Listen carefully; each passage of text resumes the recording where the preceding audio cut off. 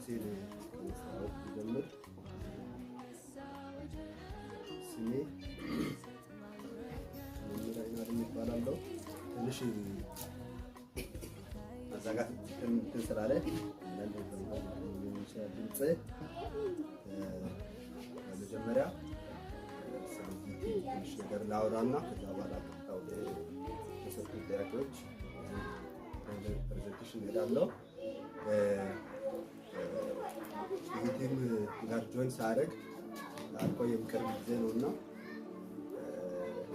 እግዚአብሔር በዚህ ወንድምና በእነዚህ ወንድሞች ቆሞ ይህንን ለእኛ አናውንስ ሲያደርግ እንግዲህ ቀጥታ እግዚአብሔር እንደ ድምፅ እንደሰጠና እሱን እንደነገረ ነግሮኝ ወይም እንደዛ ተቀብዬ ነውና ወደዚህ ቲም ጆይን ያደረኩት። ምክንያቱም በጣም በውስጤ ላይ ስለ እግዚአብሔር ነገር ማጥናት ማወቅ መሻት ነበረኝና ይሄንን እድል ሳገኝ ደግሞ በጣም ደስ ብሎኝ ከዚህ ብረት ጋር ጆይን አድርጌ የቲቶ መጽሐፍ እስኪስ ወይም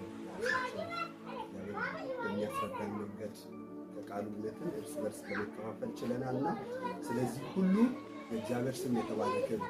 እጅግ እግዚአብሔርን አመሰግናለሁ። ምክንያቱም እግዚአብሔር አንዳችን ነገር ስለሚያውቅ ለነገ ይሄንን እያዘጋጀ እንደሆነ ይሰማኛል እና እንዲሁ አይደለምና እግዚአብሔር ክብር ይሁንና ቀጥታ ወደ ፕሬዘንቴሽን ሲገባ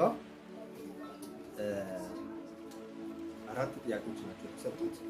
ከ4 ጥያቄዎች በ5 ደቂቃ ውስጥ እስከተቻለ ድረስ ለመሄድ ሞክራለሁና የመጀመሪያው ጥያቄ ክርስቲያን ደግሞ የሚያበቃ እርምጃዎች ከቲቶ መጽሐፍ አንጻር ምንድን ነው?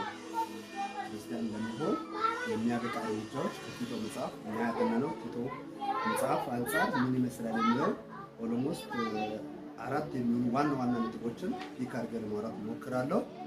የመጀመሪያው ከቲቶ መጽሐፍ አንጻር ክርስቲያን ለመሆን ምን አይነት እርምጃዎች ያስፈልጋል ከአንድ ሰው ከተባልን ቢያንስ አንደኛ በኢየሱስ ክርስቶስ ማመን አለበት።